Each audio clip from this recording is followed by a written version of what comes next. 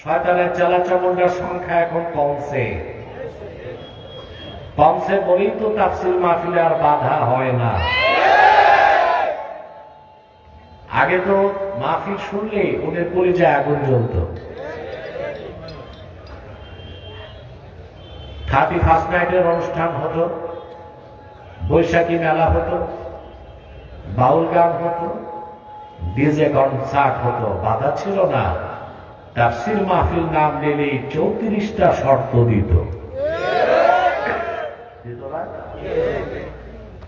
ওরা ভাবছে এত শর্ত দিলে বাঙালি মাহফিল করা বন্ধ করে দেবে, কিন্তু পরাজিত শক্তি জানত না যে দেশের মুসলমান আল্লাহর কোরআনের জন্য রক্ত দিতে জানে। হাজার শর্ত দিয়ে তাদেরকে আল্লাহর কোরআন থেকে সরানো যাবে না। জুলুমের ফল তারা ভোগ করেছে, পুষ্টি সুদ্ধা দেশ ছাড়ছে। এখন দূরবীন দিয়েও খুঁজে পাওয়া যায় না। একেবারে যে শয়তানের চেলাচামুন্ডা নাই এটা মনে করেন না, ঘাপটি মেরে আছে। এখন শয়তান আপনাদের একটা চেষ্টা করবে, মুনাজাতের আগে উঠানো যায় কিনা। আমরা এক নিয়ত করে শয়তানের নাপাক গালে চোখেটা ঘাত করতে চাই। আমরা নিয়ত করছি কিছুক্ষণ পরে আজকের মুনাজাত করে গুনাহ মাফ করে নিষ্পাপ বেহেশতি আল্লাহওয়ালা হয়ে বাড়ি যেতে চাই।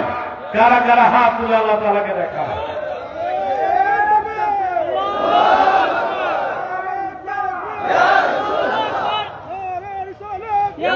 আল্লাহ কবুল করুক, আল্লাহ মঞ্জুর করুক।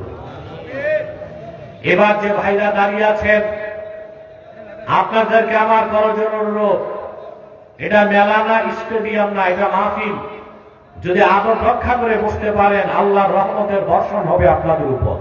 সব বসে যান, ফাঁকা জায়গা পূরণ করে সামনে আসে। যতটুকু বিছানা আছে তারপরে জায়গা না পেলে দাঁড়িয়ে থাকবেন। আপনাদেরকে বলছি, যারা দাঁড়িয়ে আছেন কেউ দাঁড়িয়ে থাকবেন না। আমাদের মাহফিলগুলোতে হিন্দুরাও আসে, অমুসলিমরাও আসে। আমরা তাদেরকে বসতে বলি না, লজ্জা পায়। ওইরকম অমুসলিম বা হিন্দু ছাড়া মুসলমান যারা আছেন, আল্লাহ বসতে বসেন, ফাঁকা জায়গা পূরণ করে বসুন। সম্মানিত সুধী, আমি মূল আলোচনায় প্রবেশ করছি। আমার সঙ্গে আপনারা তিলাওয়াত করুন, যারা প্রতিটি অক্ষরের নূর আল্লাহ তাআলা আমাদের সিনায় বিকশিত করে দেন। বলেন আল্লাহুম্মা আমিন। قُلْ أَعُوذُ بِاللَّهِ مِنَ الشَّيْطَانِ الرَّجِيمِ بِسْمِ اللَّهِ الرَّحْمَنِ الرَّحِيمِ قَدْ أَفْلَحَ مَنْ تَزَكَّى وَذَكَرَ اسْمَ رَبِّهِ فَصَلَّى। আল্লাহ পাক বলেন, নিশ্চিত সফলতা লাভ করেছে সেই যে তার হৃদয়কে পবিত্র করল। আর একটু আওয়াজ করে বলি সুবহানাল্লাহ। যে তার হৃদয়কে পবিত্র করলো, রবের নামে জিকির করলো, ফাসাল্লা, নামাজ পড়লো। আল্লাহ বলেন, আমার এই বান্দা 100% সফল হয়ে গেল। আপনারা সফলতা চান? সবাই, প্রত্যেকটা মানুষই তো সফলতা চায়, চান? কৃষিজীবী কৃষিকাজে সফলতা চায়, কত জলদি বাম্পার ফলন হয় এটা তার চেষ্টা। চাকরিজীবী চাকরিতে সফলতা চায়, রাজনীতিবিদ রাজনীতিতে সফলতা চায়, ঠিক না? মানুষ তো মানুষ, ইতর প্রাণী যেগুলো আছে এরাও কিন্তু তাদের কাজে সফলতা খোঁজে। একটা বিড়াল গাছে উঠতে চায়, একবার পারে না, আবার চেষ্টা করে, বারবার চেষ্টা করে, তারপর বিড়ালটা কিন্তু গাছে উঠতে পারে, মালদার গাছ ছাড়া সব গাছ। একটা বাবুই পাখি কত সুন্দর ঘর বানায়, এই কাজে সে সফল। সফল না? ক্ষুদ্র একটা মৌমাছির দিকে তাকান, হাজার রঙের ফুল থেকে মধু সিঞ্চন করে মৌচাকের মধ্যে খাদ্য বানায় দেয় মানুষের জন্য মধু। এই দুনিয়ার সমস্ত রসায়নবিদ কিংবা কেমিস্টকে এক জায়গায় আনলো, মধুর মতো এক ফোঁটা মধু ফ্যাক্টরিতে বানাই দিতে পারবে না। পারবে? মৌমাছি তার কাজে সফল। তো মানুষ তার সফল মাত্র কাজ, সে তো সফলতা চাইবেই, ঠিক না? কিন্তু অধিক সংখ্যক লোক জানে না সফলতা কোন পথে, সফলতা কোন মতে। মানুষের যিনি স্রষ্টা আল্লাহ, তিনিই জানেন মানুষের সফলতা কোন পথে, ঠিক না? আল্লাহ রাব্বুল আলামিন বলেন, ইন্না খালাকনাল ইনসানা মিন নুতফাতিন আমশাজ নাবতালিহি ফাজআলনাহু সামিআন বাসীরা ইন্না হাদাইনাহু السبيل إما شاكرا وإما كفورا। আল্লাহ রাব্বুল আলামিন বলেন, আমি মানুষকে সৃষ্টি করেছি তার পিতার এবং মাতার বীর্যের মিশ্রণ থেকে। আমি তাকে চক্ষুষ্মান করেছি, দৃষ্টিশক্তি দিয়েছি, অতঃপর আমি সফলতার পথ, হেদায়েতের পথ দেখায় দিয়েছি। মানুষের সফলতা কোন পথে, সফলতা কোন মতে, এটা আল্লাহ কোথায় দেখায় দিয়েছেন? জোরে বলতে হবে। সেই সফলতার জন্য আল্লাহ বান্দাকে কাজ দিলেন কয়টা? জোরে বলতে হবে। প্রথম, কদ আফলাহা মান তাযাক্কা, সফলতা লাভ করলো সেই যে তার হৃদয়কে পবিত্র করলো। দুই, ওয়া যাকারা রাসমা রাব্বিহ, রবের নামের জিকির করলো। তিন, ফাসাল্লা, নামাজ পড়লো। এই তিন কাজ যে করলো, আল্লাহ বলেন সে 100% সফল হয়ে গেল। কটা কাজ? প্রথম হচ্ছে হৃদয় পবিত্র করতে হবে। কি? এখন হৃদয় পবিত্র করার অর্থ কি বুঝতে হবে না? কোরআন শরীফের ক্ষেত্রে মন গড়া ব্যাখ্যা দেওয়া হারাম, ঠিক না? আমাদের দেশে যত জায়গায় তাফসির মাহফিল হয়, খুঁজলে দেখবেন অধিকাংশ জায়গাতেই তাফসির হয় না। কোরআন শরীফ খুলে একটা আয়াত পড়লো, তর্জমাটাও করলো না, একদিক ছুটলো, আর 2 ঘন্টা পর দেখা গেল মুনাজাত হয়ে গেছে, তাফসিরের ধারে কাছেও নাই। এটা কি জাতির সাথে ধোঁকাবাজি না? তাফসিরের ক্ষেত্রে নির্ভরযোগ্য তাফসির থেকে বরাত দিতে হবে। কদ আফলাহা মান তাযাক্কা, আয়াতের ব্যাখ্যায় বিশ্ববরেণ্য 3 জন মুফাসসিরের বক্তব্য আমি তুলে ধরছি, শুনতেছেন? আল্লামা হাফেজ জালালউদ্দিন সুয়ুতী রাহমাতুল্লাহি আলাইহি তিনি ব্যাখ্যা করেন, কদ আফলাহা মান তাযাক্কা আয় মান তাহহারা কলবাহু বিল ঈমান, নিশ্চয় সফলতা লাভ করলো সেই যে তার হৃদয়কে ঈমান দিয়ে পবিত্র করলো। বলেন সুবহানাল্লাহ।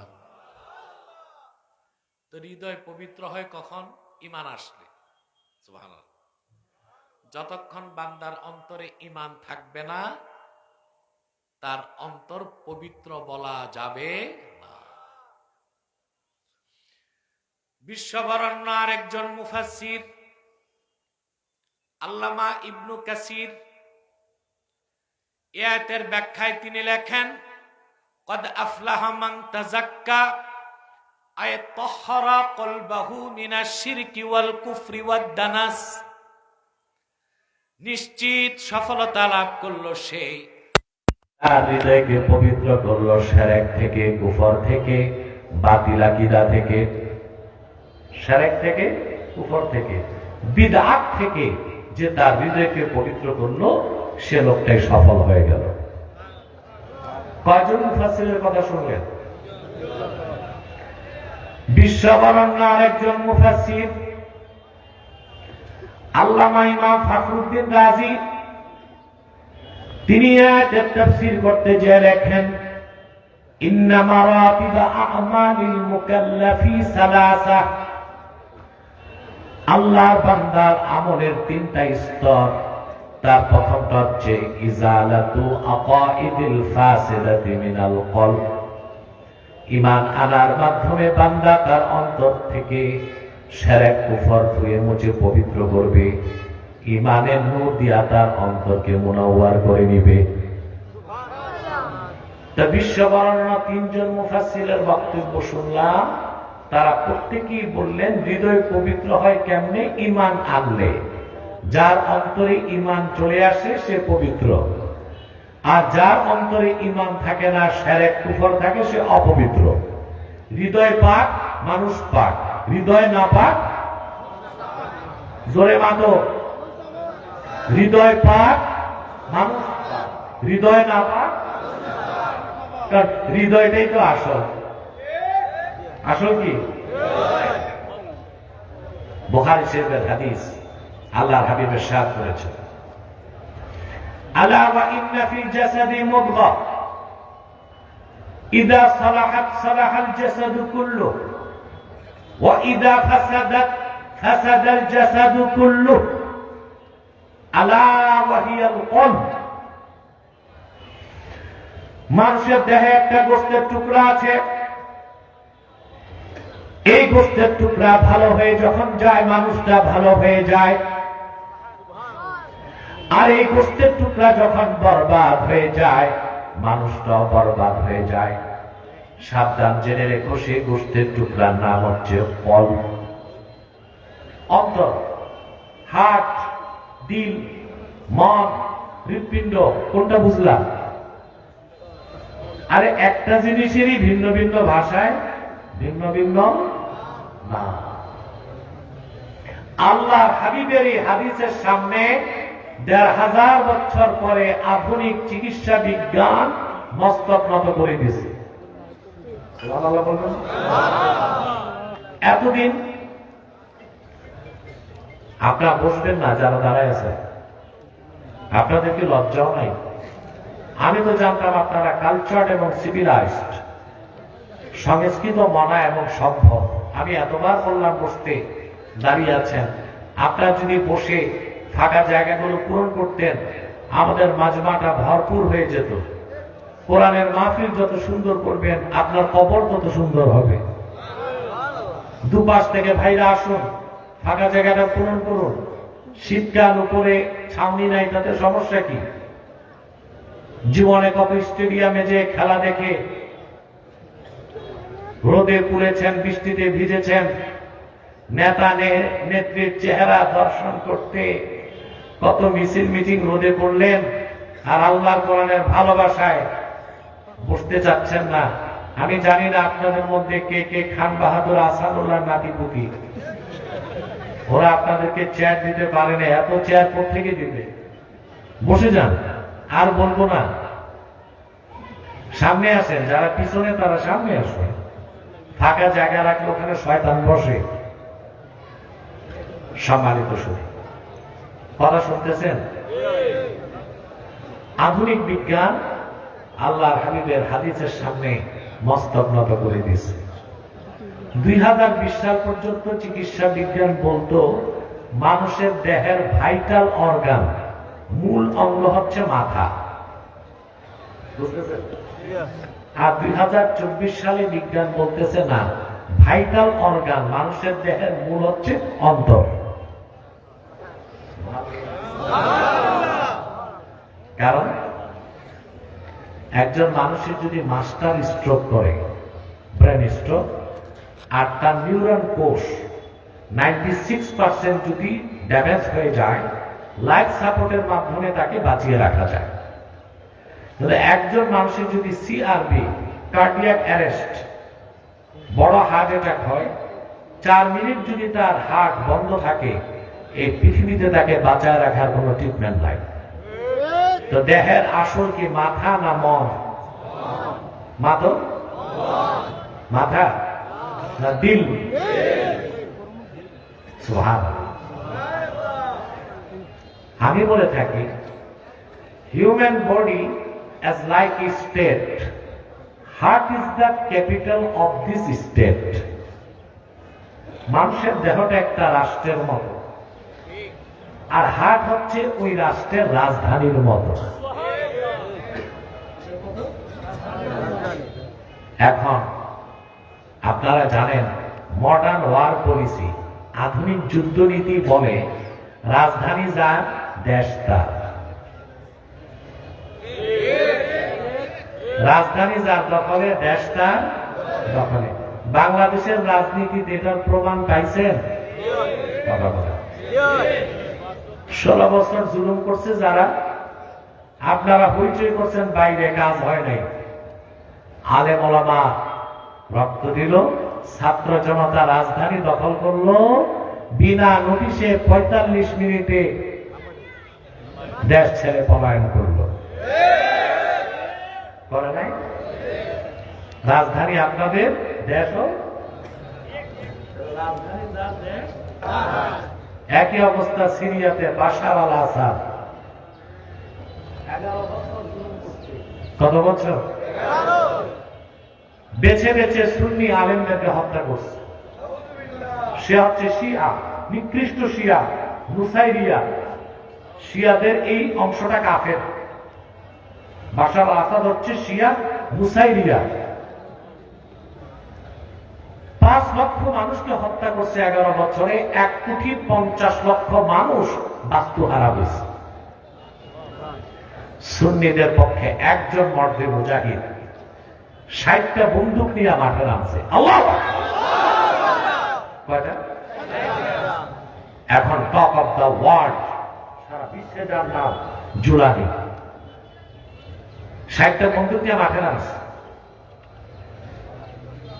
সিরিয়ার পক্ষে ছিল সুপার পাওয়ার রাশিয়া, ইরান, লেবাননের হিজবুল্লাহ, ইয়ামানের হুতি। ওর ট্যাঙ্ক আছে, কামান আছে, অত্যাধুনিক এয়ার ডিফেন্স সিস্টেম আছে বাশার আল আসাদের। কিন্তু 60টা অস্ত্র নিয়ে মর্দে মুজাহিদরা নামছে। তারপর অস্ত্রের অভাব হয় নাই, ট্যাঙ্ক কামান সব হাতে চলে আসছে। মাত্র 12 দিনে স্বৈরাচার বাশার আল আসাদকে গোষ্ঠী সুদ্ধা দেশ ছাড়া করে দিয়েছে তারা। সুবহানাল্লাহ।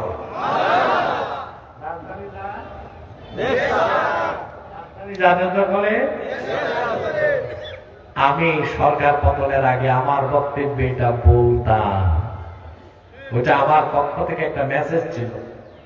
কি ছিল? যে বাইরে মিছিল মিটিং এ লাভ নাই, রাজধানী দখল করো।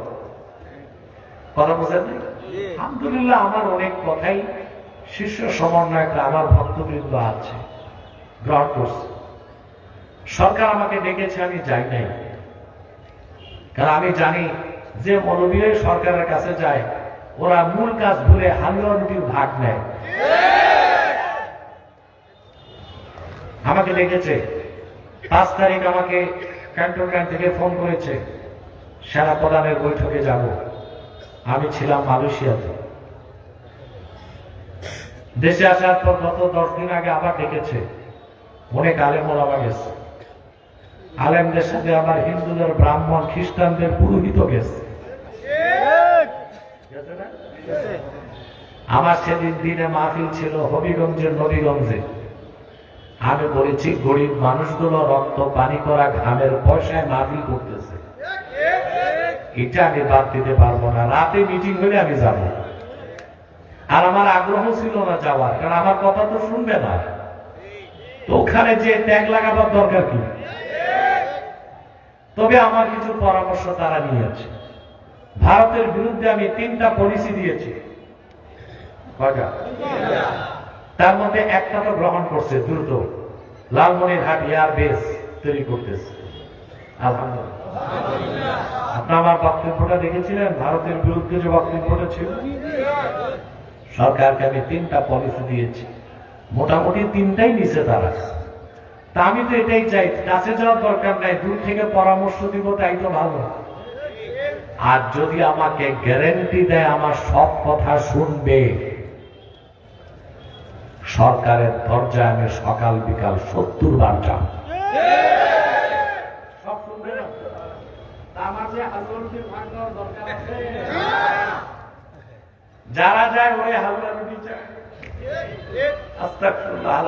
16 বছরে যে মৌলবীগুলো ফেসিবাদের দালালি করছে, এক মৌলবী তো বলছিল আপনি বেহেশতি।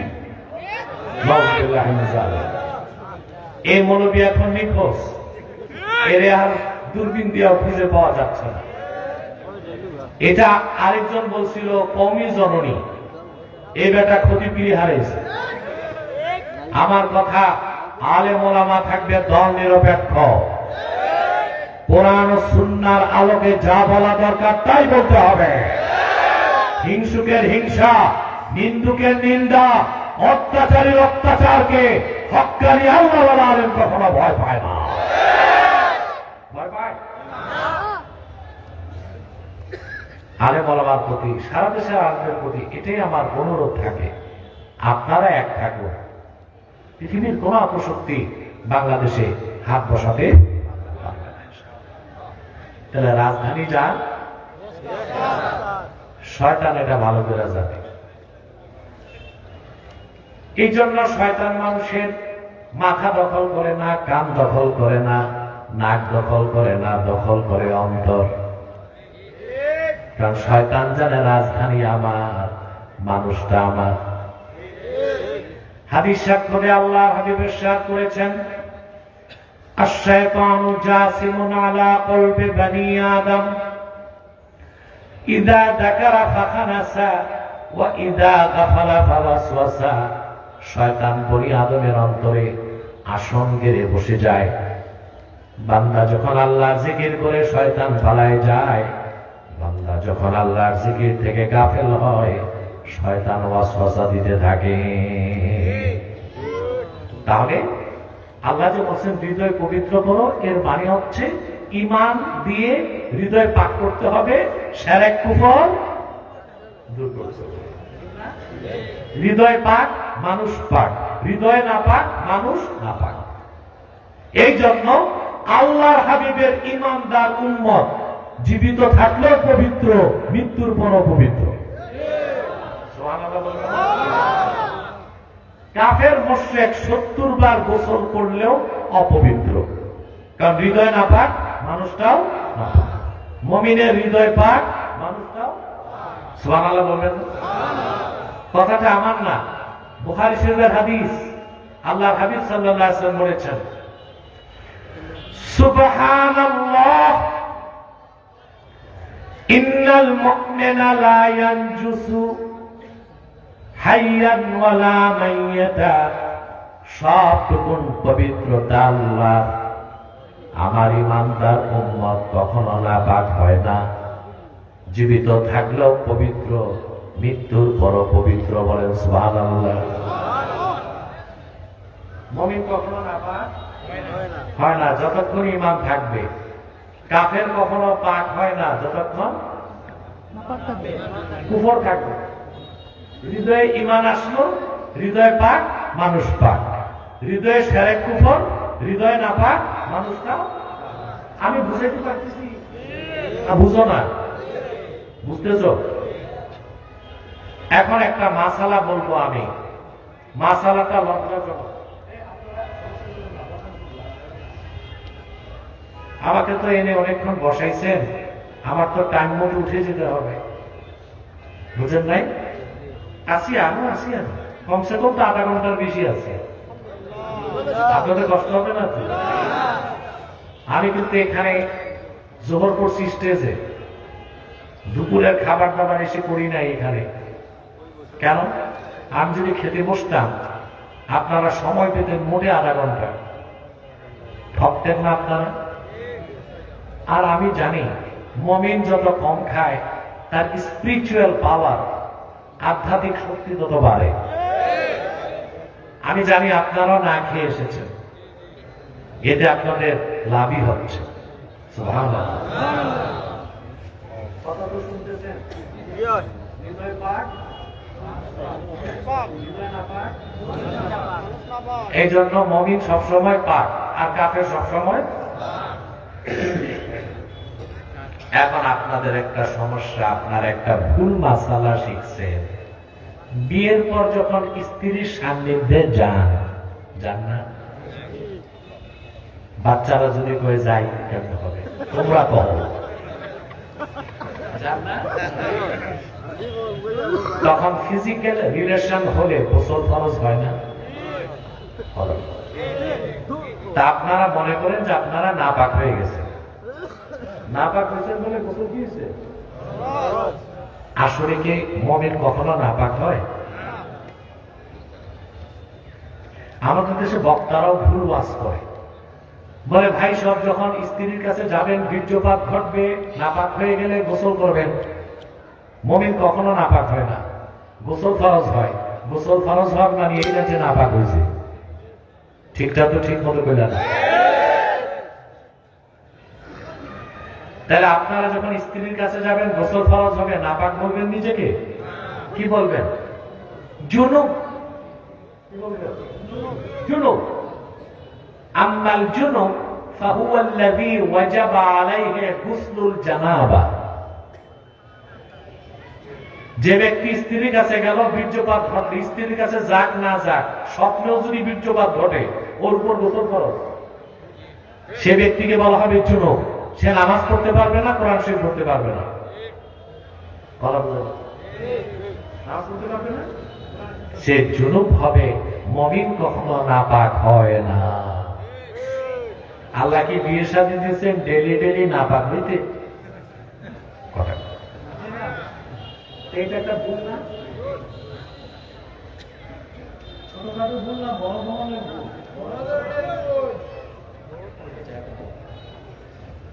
আরেকটা মাসালা বলি, এটা লজ্জার সাথে রিলেট, কিন্তু না বললে হবে কেমনে? লজ্জা পেলে মাসালা শিখবে কেমনে? মাসালাটা closely connected with our daily life, আমাদের দৈনন্দিন জীবনের সাথে খুব রিলেটেড। শীতকাল, মাঘ মাসের কনকনে শীত, আপনি স্ত্রীর কাছে গেছেন, গোসল ফরজ হয়েছে না? কষ্ট করে রাত 12টায় কনকনে হাড় কাঁপানো শীতে পুকুরে যায় গোসল করার দরকার নাই, চুপচাপ ঘুমায় থাকেন। আপনার উপর গোসল ফরজ কখন হবে? ইজা দাখালা ওয়াক্তুল ফাজরে, ফজর নামাজের টাইম এন্ট্রি করলে গোসল ফরজ।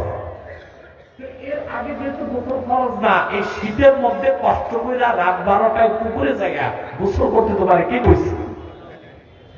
একদিন কষ্ট করে তুমি আর 7 দিন যাইবা না। কথা